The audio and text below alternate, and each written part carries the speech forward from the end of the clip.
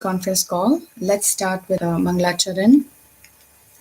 Narayanam namaskrityam naram chaiva narottamam Devim saraswatim vyasam tato jayamudiraye Nashtaprayeshva bhadreshu nityam bhagavata sevaya Bhagavati uttama shloke bhaktir bhavati naishtiki नमो विष्णुपादाय कृष्णप्रष्टाय भूतले श्रीमते भक्तिवेदान्त स्वामिनिति नामिने नमस्ते सरस्वती देवे गौरवाणी प्रचारिणे निर्विशेष शून्यवादी पाश्चात्यदेशतारिणे वन्देऽहं श्रीगुरो श्रीयुतपदकमलं श्रीगुरून् वैष्णवांश्च श्रीरूपं साग्रजातं सहगण रघुनाथान्वितं तं सजीवं साद्वैतं सावधूतं परिजनसहितं कृष्ण चैतन्यदेवं श्रीराधा कृष्णपादान् सहगण ललिता श्रीविशाखान्वितांश्च हे कृष्ण करुणा सिन्धु दीनबन्धो जगत्पते गोपेश गोपिका कान्त राधा कान्त नमोऽस्तुते तप्त काञ्चन गौराङ्गी राधे वृन्दावनेश्वरी वृषभानुसुते देवी प्रणमामि हरिप्रिये वाञ्छाकल्पतरुभ्यश्च कृपा सिन्धुभ्य एव च पतितानां पावनेभ्यो वैष्णवेभ्यो नमो नमः।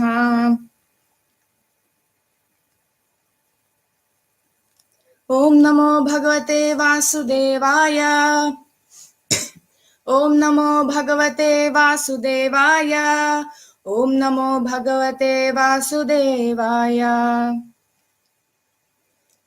Reading from Srimad Bhagavatam, chapter 20, verse 32.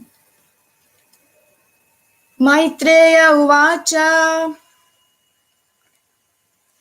iti yadirajena nutassa vishwadrik tamaharajan mai bhaktirastu te dishtye drishidhir mai te kritayaya mayam madiyam tarati sma dushyajam. Word to word translation. Maitreya, the great sage, Uvacha spoke, Iti thus, Adi Rajena, by the original king, Prithu, Nutaha, being worshipped, Saha, he, the supreme personality of Godhead, Vishwadrik, the seer of the whole universe, Tam, unto him, Aha, said, Rajan, my dear king, Mai, unto me, Bhaktihi, devotional service. Astu, let it be. Te, your. Dishtya, by good fortune. Idrishi, like this. Dhihi, intelligence. Mai, unto me. Te, by you. Krita, having been performed. Yaya, by which. Maya, illusory energy. Madiyam, my. Tarati, crosses over. Sma, certainly. Dushyajam, very difficult to give up. Translation. The great sage Maitreya continued by saying that the Lord, the seer of the universe, after hearing Prithu Maharaj's prayer, addressed the king. My dear king, may you always be blessed by engaging in my devotional service. Only by such purity of purpose, as you yourself very intelligently express, can one cross over the insurmountable illusory energy of Maya. Purport by Srila Prabhupada Ki Jai. Srila Prabhupada. This is also confirmed in Bhagavad Gita, wherein the Lord also claims that the illusory energy is insurmountable. No one can transcend the illusory energy of Maya by fruitive activity, speculative philosophy, or mystic yoga. The only means for transcending illusory energy is devotional service, as the Lord himself states, Mam eva ye prapadyante mayam etam tarantite in Bhagavad Gita 7.14. If one wants to cross over the ocean of material existence, there is no alternative than to take to devotional service. A devotee, therefore, should not care for any material position, whether in heaven or in hell. A pure devotee should always engage in the service of the Lord, for that is his real occupation. Simply by sticking to that position, one can overcome the stringent laws of material nature. That's it.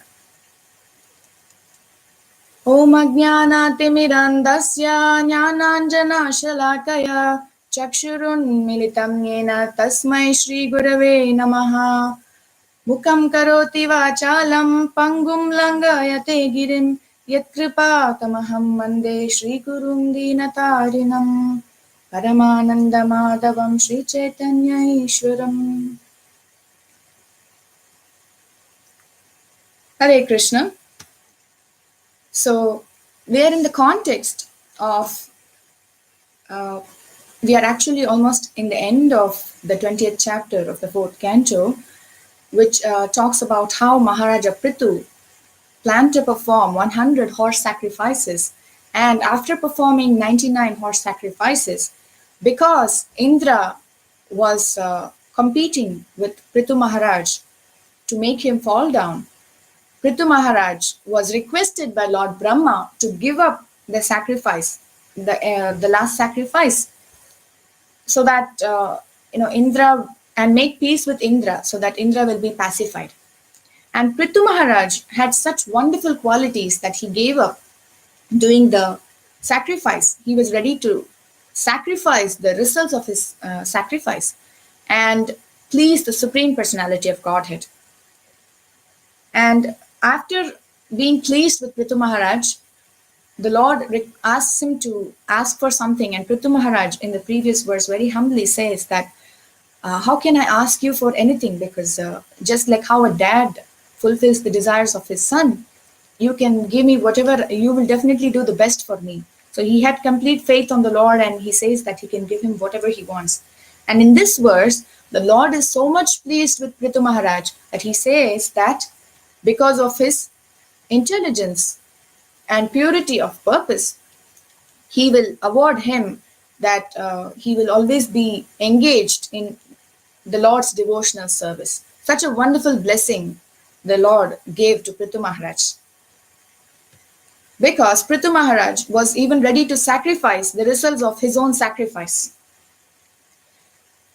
So this is a very interesting verse, and we can have some sets of reflections from this. The first one is about the point that the Lord talks about in the translation, that he says, Prithu Maharaj, that you intelligently express such purity of purpose. So in order to cross over the material existence, we not only just need intelligence, we need purity and purpose. And just by simply purity, purpose, and simplicity, we can cross over illusion. That is why the purity is very, very important. What we want to achieve is very important. Whether our end goal is to please the Supreme Lord, or our end goal is to attain something materially or something that is good for us, what will be our goal? That is most important. So intelligence, the first reflection can be that everybody cannot be intellectual, but everybody can become intelligent. So there is some difference between both. Intellectual is if somebody is intellectual, then it is a Brahmanical quality. That means that they have the ability to process information, such as the ability to memorize, the ability to recollect, the ability to categorize, the ability to analyze, synthesize, etc., etc. So if somebody is intellectual, that means that God, the Supreme Lord, has given him this ability as a gift from the past life. So everybody cannot become intellectual. It depends on karma, it depends on so many other factors. But everybody has the choice to become intelligent. Now, what is intelligence? Intelligence means that One is able to discern right from wrong, or one is able to discern material from spiritual, or one is able to differentiate what is temporarily seeming very pleasing to the senses or something that is in the long run going to be good for us. And then, based on that, he makes decisions. He chooses the right course of action. So, intelligence is basically decision making. And everybody can become intelligent by performing devotional service. It is a choice. So, how do we know that a person is intelligent? Because we can understand that when a person is intelligent, he will be always consistent in his actions, especially in his devotional service to Krishna in any kind of situation. And second thing is that his actions will be the same as his words. His actions and words will be in sync. And also, he will not give in to innate inclinations, or he will not react emotionally to situations. So this is how we can understand somebody is intelligent. And definitely everybody can gain this with devotional service. That is why it is said that women are sometimes less intelligent. Why it is said so? That is because their emotions take over their intelligence sometimes. Many women, they have very good intellectual capabilities, they are very talented, and they are very capable. But because of emotional weaknesses, they make wrong decisions. And that is why they say that women need to be protected all the time. But this need not be necessarily true when a woman takes up to devotional service. Because when a woman surrenders unto Krishna, Krishna will definitely give her the intelligence to take the right course of action and to guide her in devotional service. In fact, some women are so strong and courageous even than some of the men. So Krishna says in the 10th chapter of the Bhagavad Gita also, Tesham satata yuktanam bhajatam priti purvakam dadami buddhi yogam tam yenamam upayantite. For those who perform devotional service with love and devotion, I give the intelligence with which they can come to me. So intelligence can be gained by anyone and everyone. It is not reserved for some people alone. So with intellectual capabilities, one may be able to memorize a lot of verses, one may be able to quote a lot of references from other scriptures, and may have a lot of knowledge, and will be able to recollect a lot of things in the right moment. So these things are intellectual capabilities. By reading scriptures, they can do all these things. But an intelligent person, he will be able to gather the essence of what he has read from the scriptures, and he will be able to apply it in the day-to-day life. So that can be done by everyone. The second reflection that we can have from this shloka is that intelligence is a component of devotion. It is not a competitor to devotion.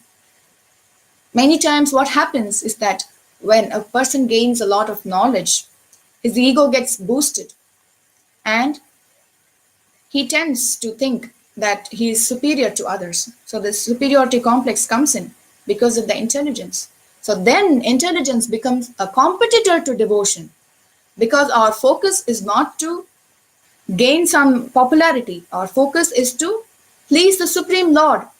So we should not allow intelligence to become a competitor. It should only be a component. When someone performs devotional service very diligently, what happens is that his intelligence, his morality, and his conduct rises, and then he becomes a very good example of the potency of devotion. Now, when somebody goes to that level, he becomes an example for others to follow. But he should not think that just because he is an example for others, one should not think that one is better than the others. We should only think that when we reach that level, when one reaches the level of setting an example, one should only think that others, one is better than better position than the others. Because any day we might fall down, and definitely becoming proud is not at all a good sign. And it will not allow us to progress further in our spiritual life also. So setting an example can be done in a mood of boosting our ego, and setting an example can be done also as a service. So devotees do it as a service, setting an example. Because when a person realizes that how much more he has to know, then he becomes very humble. So we should always take a very humble position. As in the Sikshashtakam, it is said, Trinadapi Shunichena Taroreva Sahishnuna, that one should be more humbler than a blade of grass and more tolerant than a tree. When a person gains a lot of knowledge, what happens is that when somebody knows a little bit, that time they become very proud and they try to exhibit their knowledge to others. They try to show off. But when somebody knows more, they gain a lot of knowledge about Krishna, then they actually become humble. Like how a tree full of fruits, it bows down. Whereas a tree which does not have fruits, which is not full and which is barren, it just grows tall and straight. So, and also there is another famous quote that people say, that empty vessels make more noise, and vessels which are full, they actually don't make noise. So our focus should not be to establish that I am superior to someone. This is the difference between jnana in jnana marga and jnana in bhakti marga. In jnana, what happens is that our vision is focused on how we are better than others. So one tends to think that, see, I can memorize this shloka very well and he is not able to. I can fast nirjal on Ekadashis and he is not able to. So on and so forth. So we start comparing ourselves how better we are than the others, and then we start to think that I'm so great. But actually we are not great. Krishna is great. Our focus in Bhakti Marga, what happens is our focus is on Krishna. So when a devotee's vision is focused on Krishna, he only tends to increase his awareness of Krishna's greatness. So the intelligence helps in increasing his awareness of Krishna's greatness. So that is where the focus is in Bhakti Marga. Our purpose is not to show to others that, I'm so great, I'm such a nice devotee. Of course, in the mind, many times we tend to we feel happy when we get appreciation from others, but that should not make us stagnant. That should not stop us from progressing further in understanding about Krishna's greatness. So our focus should be to completely understand about Krishna. In the 15th chapter of the Bhagavad Gita, in the last verse, Krishna says, Yo mamevam asammudo janati purushottamam sasarvavid bhajati mam sarva bhavena bharata. That so our second reflection says that intelligence should be a component, not a competitor of bhakti. And in this verse, Yomamevam asammudo, Krishna says that one who understands me as the Supreme Personality of Godhead without doubting is said to have understood everything. So such persons always perform devotional service very steadily, consistently. So we understand that with our intelligence, we should not really doubt what Krishna says in his scriptures. We should accept what Krishna is. And we should have faith that one day we will be able to understand about Krishna completely. Once what happened is in Haridas Thakur, he went to Raghunath Das Goswami's house. That is his father's house. And there a lot of learned scholars and Brahmanas had gathered, and they were discussing that what will give liberation. They were discussing whether the holy names will give liberation or not.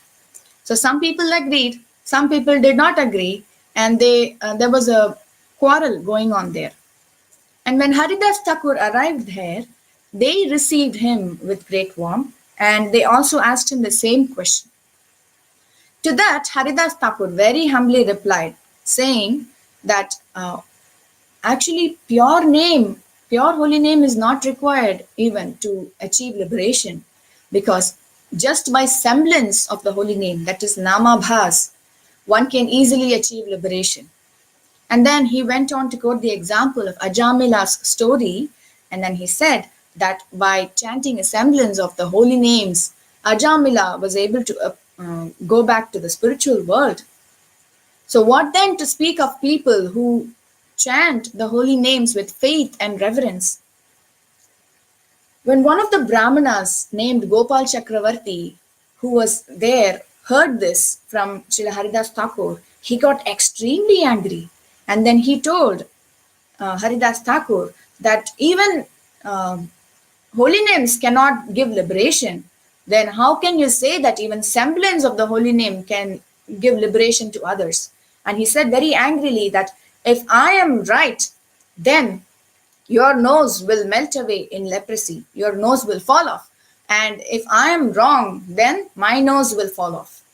So he said like this, and then everybody gathered there were really shocked, and they were scolding him, and they were really angry at him.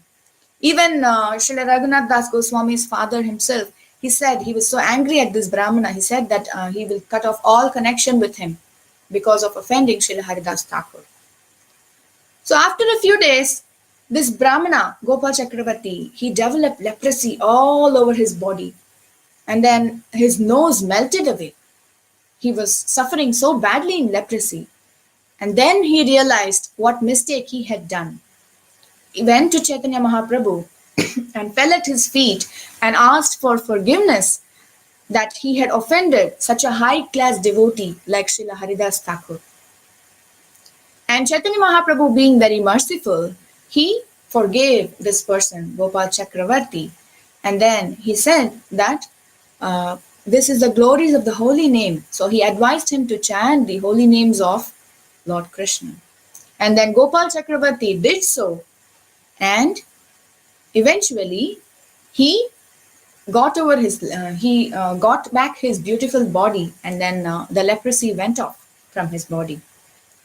So this shows that how much of faith we have to have on the Supreme Lord and his devotees' words, that we should not really doubt everything with our intelligence, because everything may not make sense to our intelligence. And that is going to be our third reflection as well, that we should make the intelligence as a minister, not as the master.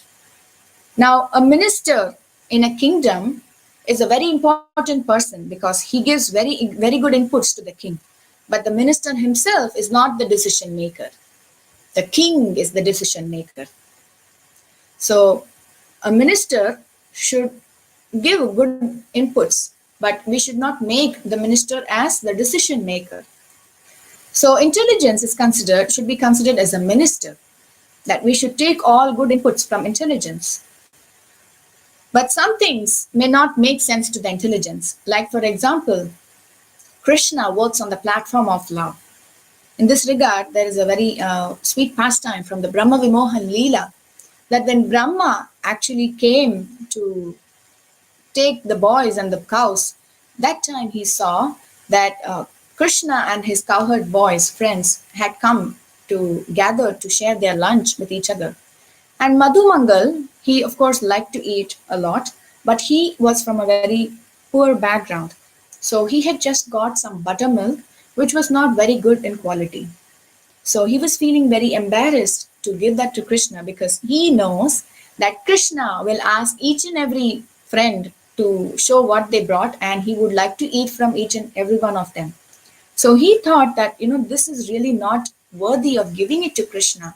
So I should probably somehow try to escape from facing that situation and giving such a low quality buttermilk to Krishna. So what he did is, when everybody gathered around as a picnic to share their lunch, Madhumangal just ran away, and then he hid himself behind a bush. And he was drinking this buttermilk very fast. And Krishna could sense that he was missing. So he went searching for Madhumangal, and then he found that Madhumangal was hiding behind this bush. And then when Madhumangal saw Krishna, he very hastily wanted to finish off his buttermilk so that Krishna would not come and ask him. And he doesn't have to face the situation of offering him such a low quality buttermilk. So he just put everything in his mouth, and his mouth was just full, and it was really swollen with, his cheeks were full.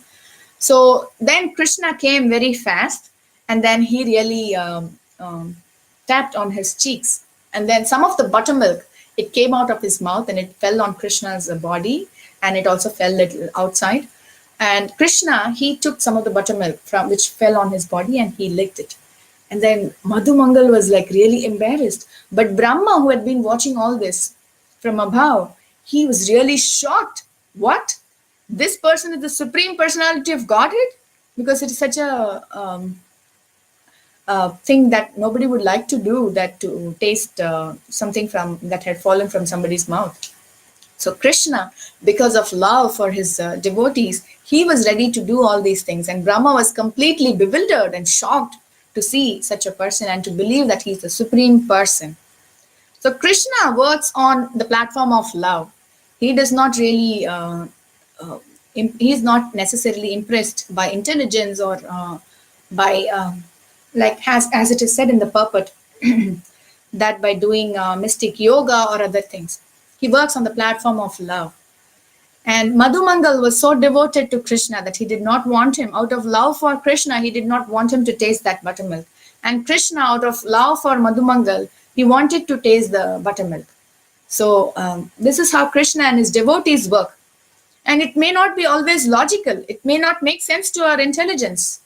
So if something does not make sense to our intelligence right away, we cannot conclude that the whole process of devotional service is wrong.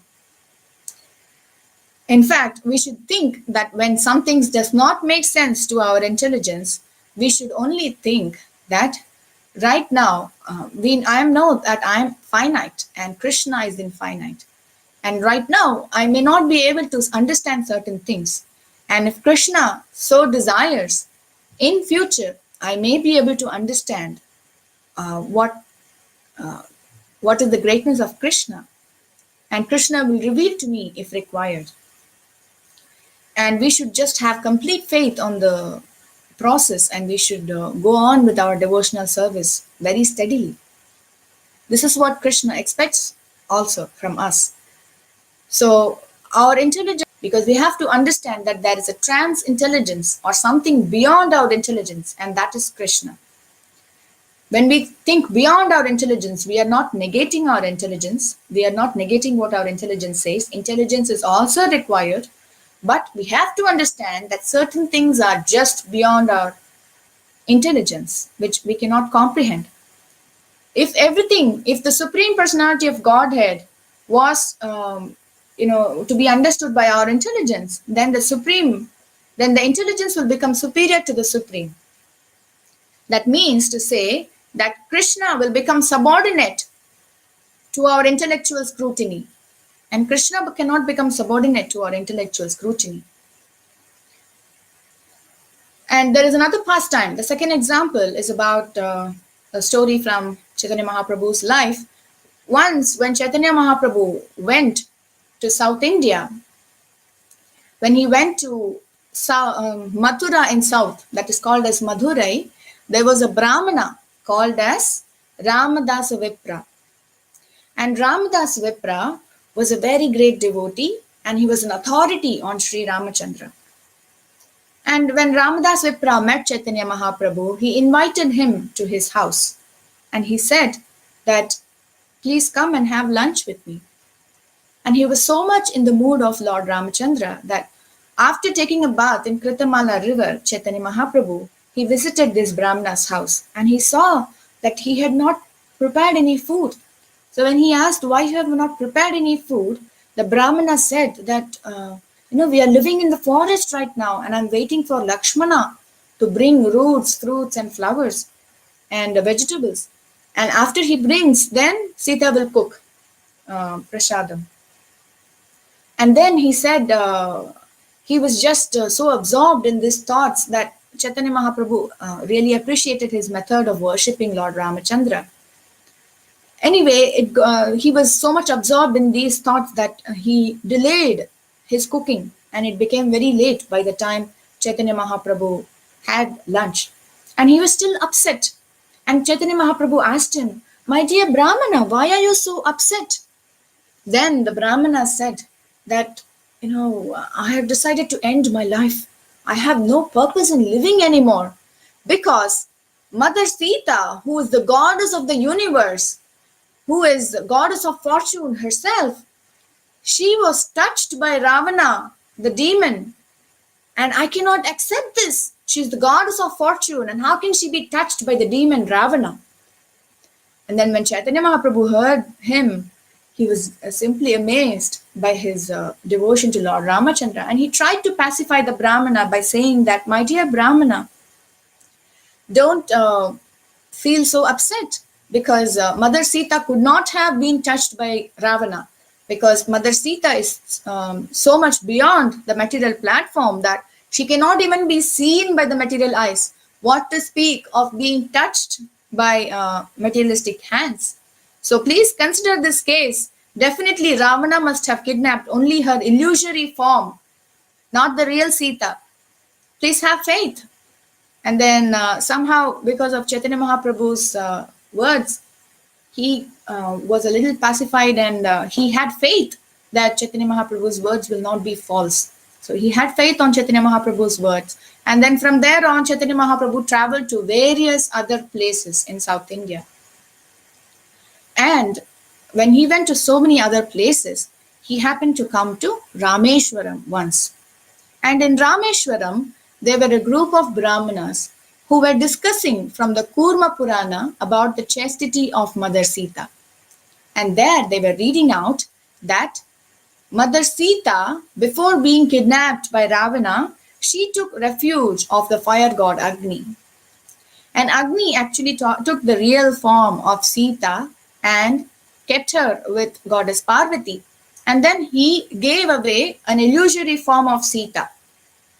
So just before being kidnapped by Ravana, Agni Deva, he replaced original Sita with illusory Sita, and Ravana only kidnapped the illusory Sita. So that was like a proof. And then they also went on to read that after the Ramayana war, after Ravana was killed, the original Sita was given back by Agni Devi when she tried to prove her chastity by entering into the fire. At that time, Agni, he gave back the real Sita and he took the illusory form of Sita back. So this was like a complete proof, and when Chaitanya Mahaprabhu heard this, he was very satisfied. Then he requested those Brahmanas that, "May I please take this manuscript?" Because the manuscript had become very old and it was almost worn out. So he wanted to take that as a proof to show the Brahmana in Madurai.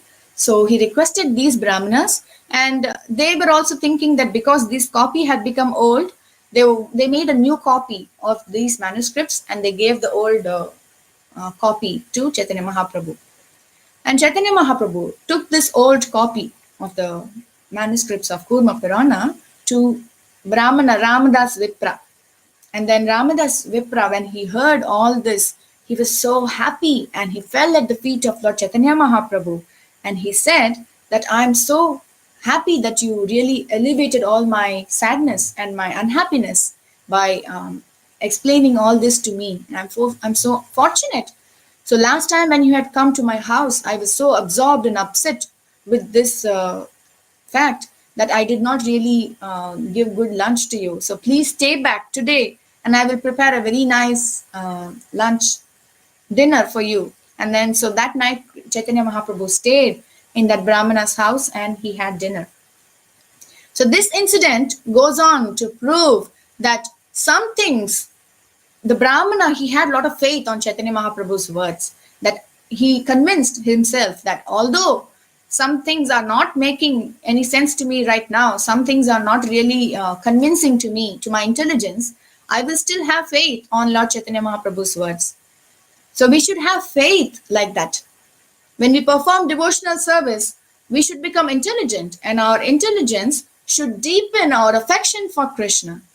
It should not really challenge what Krishna has said or what Krishna did.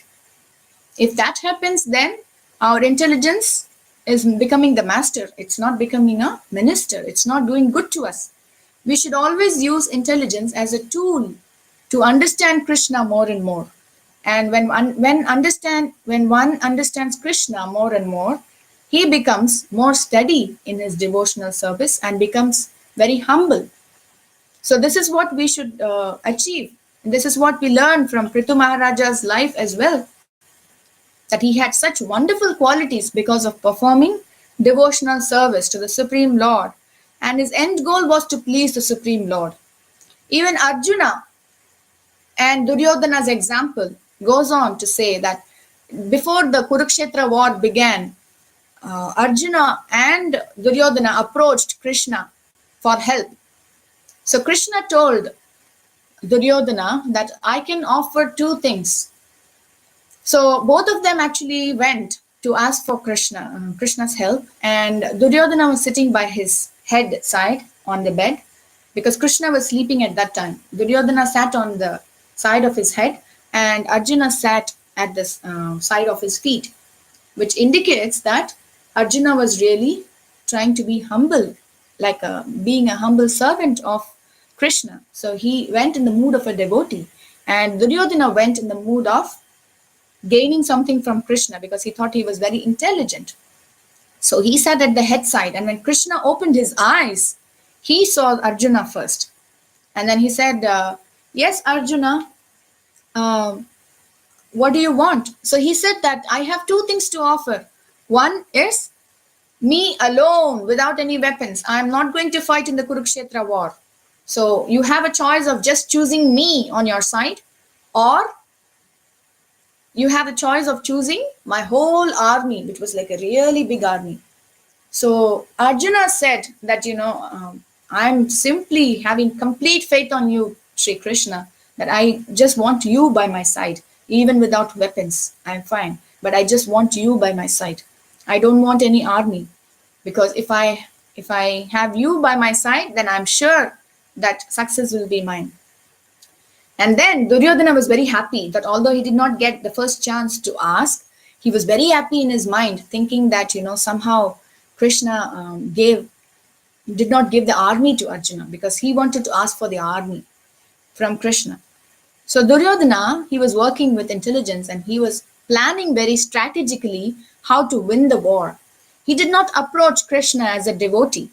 He was trying to approach Krishna with his intelligence, whereas Arjuna was trying to approach Krishna with purity of purpose. So that was the difference between Duryodhana and Arjuna. And also Duryodhana, he actually went to please Lord Balarama to gain his favor, indirectly to gain the favor of Krishna, but he did not approach Krishna directly. He was trying to approach through Balarama. And then Balarama went on a tour of pilgrimage, and then he could not participate in the war. So he did not really gain anything out of it. So the mood in which we approach Krishna is very, very important. We should not really think that we know everything or we can understand Krishna completely. Only by the mercy of Krishna and his pure devotees, we will be able to understand more and more about Krishna. And also, it is said that bhakti is not just about sentiment. Bhakti is using all our capabilities in devotional service to Krishna, our mind, our emotions, and our intelligence in the service of Krishna.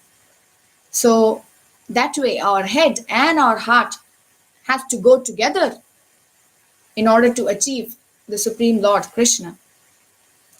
And even Srila Prabhupada himself says that religion without philosophy is just sentiment or sometimes even fanaticism. Whereas philosophy without religion is just dry mental speculation. So both are required. Some amount of philosophy, some amount of sentiment. It's a combination of both, because there are certain situations which may not really make sense to our intelligence.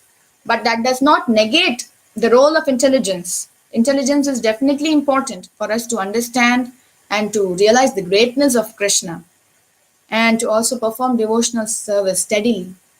But rational thinking and sentiment is required. Both are required, hand in hand. Because only by intelligence we will be able to appreciate the greatness of Krishna. So that is the conclusion, that intelligence and faith on the Supreme Lord are required for us to progress in spiritual life. And in the modern world, everybody is so result oriented nowadays. So much so that as practicing devotees, sometimes even we tend to think what we can gain out of this. Everybody is so calculative that we are so result oriented, and we are not really focused on pleasing Krishna. We are only focused on gaining worldly popularity or gaining something out of it materially, that we have become contaminated by all these kinds of thoughts.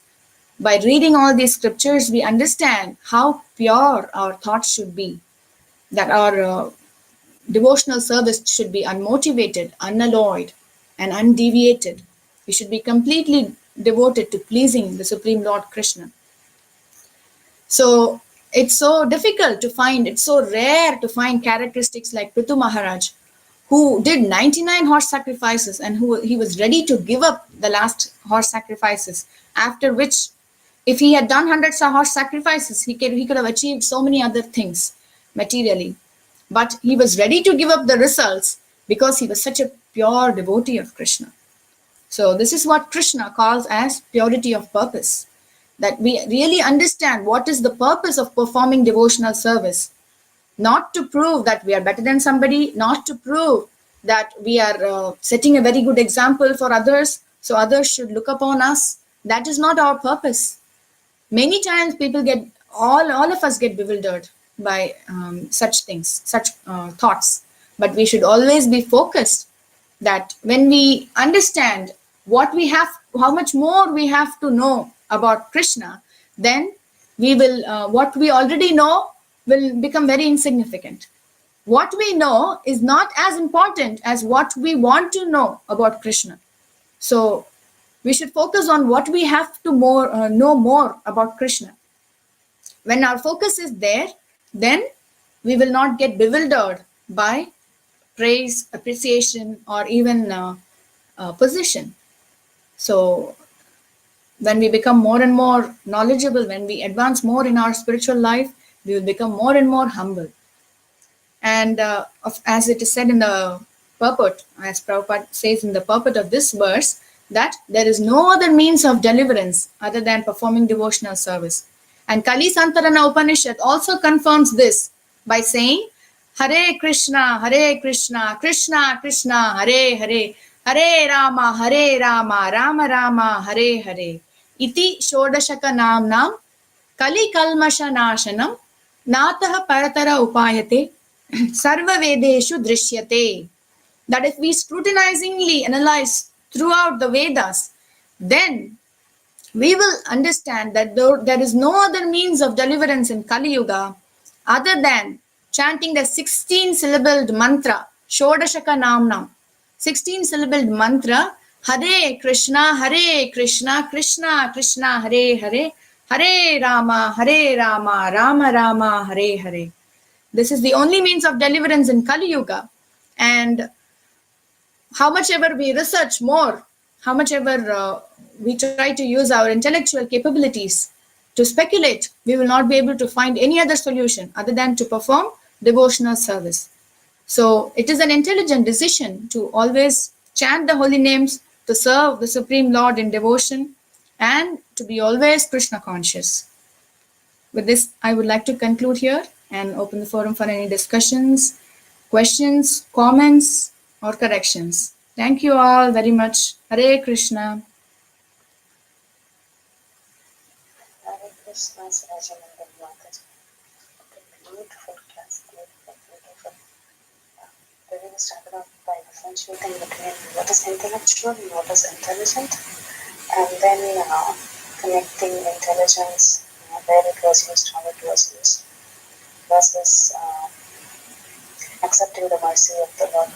Very, very nice stories of Gopal Chakravarti as well as the Southern Brahmana, the Rama Rasputra Brahmana. So, Mataji, I had a question from the class.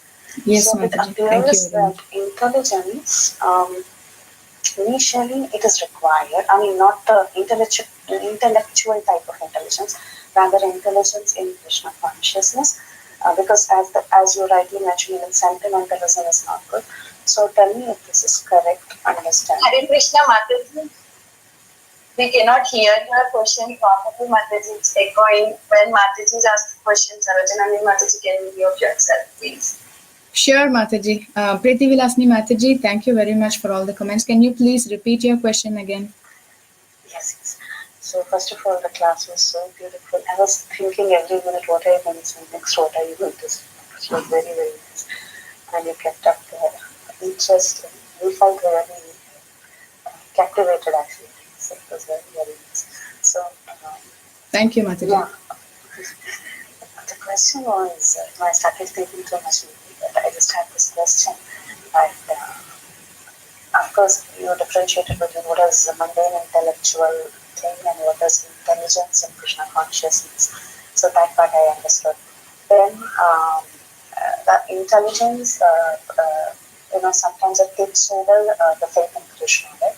That part when you were explaining. I was just thinking, is this correct to understand that initially that kind of intelligence is required because we can't take up anything in a sentimental fashion, but then as the faith develops, then faith in Krishna becomes, or rather, we can't doubt Krishna, or maybe this is Shastra says this, so this is what it is. But sometimes Krishna becomes beyond that, and the way he associates, the way he interacts with his devotees. So over a period of time, as the intelligence is matured and one is able to follow Krishna consciousness very nicely, over a period of time, even that intelligence becomes a hindrance in the faith of Krishna. Is that correct? Because then faith in Krishna becomes more prominent over the intelligence that we initially used to pure others. Is that correct? Yes, Mataji. Really, very nice point. This is definitely a very nice statement that you made.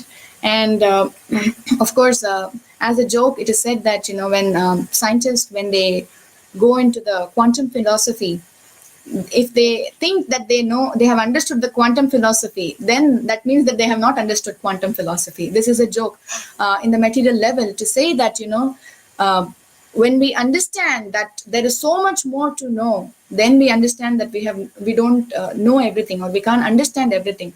So definitely to understand, to fix our faith on Krishna, to understand that this is the right process, intelligence is required, and to also understand that we cannot understand everything at the moment.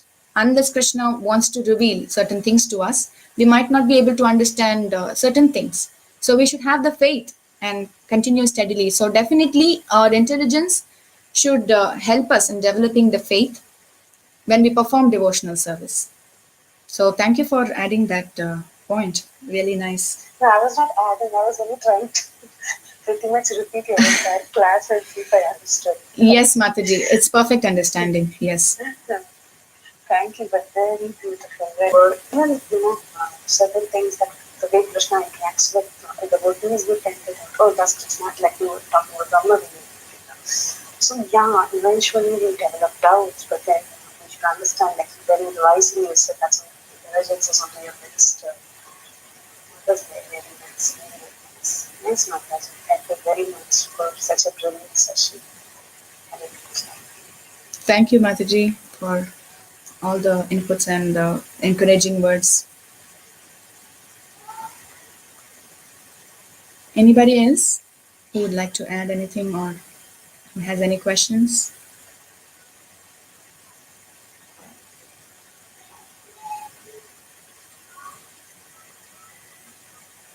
Hare Krishna, Mataji, Dhanavad Pranam, Shri Prabhupada, Jai Guru Maharaj Ki Jai. Such a beautiful class, Mataji. Many points to be dedicating on. Very nice points, Mataji. So in a day-to-day life, we are just going through that situation that sometimes we may, think that, we like fall in the Maya, think that we are superior or we know everything. Like we, for such a nice stories you are telling, like, realizing that we are nothing in front of Krishna, and like we are, showing our position, and, it's very, very nice. It was very beautiful. So many stories, Mataji, so many points that you have explained. Thank you so much, Mataji. It really helped me a lot. Thank you, Mataji. Thank you, Vinaya Mataji, for adding that point. And actually, I was just remembering this when you were saying this, that once Srila Prabhupada's disciple, he said that, Srila Prabhupada, I'm so fallen, I'm so, materialistic, I'm such a rascal, I'm this, I'm that. And then Srila Prabhupada just stopped him suddenly, and then he said, you are nothing. So when we focus too much on ourselves, and when we compare ourselves with others, then, that is not humility, just to, talk about ourselves. If we talk about devotees, if we talk about Krishna and how great he is, then, that is humility. So just wanted to share what was running at that time. Thank you so much, Mataji, for such encouraging words. Hare Krishna. Thank you, Mataji. Your voice is awesome, Mataji. Thank you so much. Thank you, Mataji. Hare Krishna, yes. Hare Krishna Mataji, please accept the humble obeisances. Srila Prabhupada ki jai, Guru Maharaj ki jai. The class is simply super. First Mataji, Zen Mataji, so Zen Mataji.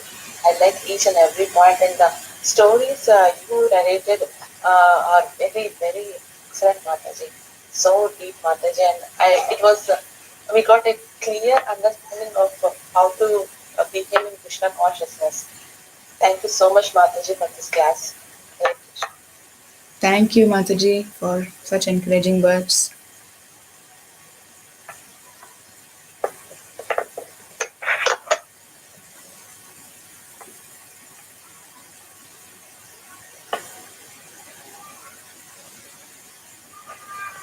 Hare Krishna, Mataji. Thank you for the class. Hare Krishna. And for putting the use of our intelligence in its proper place. I really appreciated your point about the proper place that intelligence has in relationship to Krishna. If we're using our intelligence, and that intelligence is not increasing our faith in Krishna, then it's a misuse of our intelligence, actually.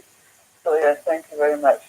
Thank you very much, Kamodika Mataji. Thank you so much for being present and bringing this point and adding your realization as well. Thank you. Right.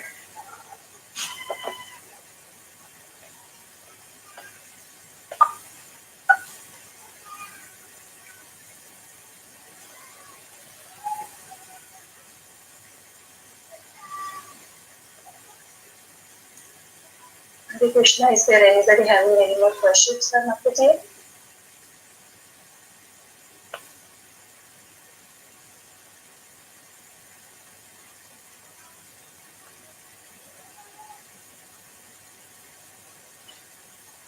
Thank you so much, Mataji, once again for such a beautiful class. If there are no more questions for Mataji. Thank you all very much. Yes. Thank you all very much for this opportunity and listening very patiently. Thank you. Hare Krishna. Thank you, Mataji, once again. Let's all offer obeisances to Mataji and all the Vaishnavas. Vancha kalpatarubhyasya kripa sindhubhya evacha patitanam pavanebhyo vaishnavebhyo namo namaha. Ananta Koti Vaishnav Vrinda ki jai. Srila Prabhupada ki jai. Hare Saroja Nandini Mataji ki jai. Thank you so much, Mataji. Thank you. Thank you, Mataji. Hare Krishna. Thank you, everybody gathered.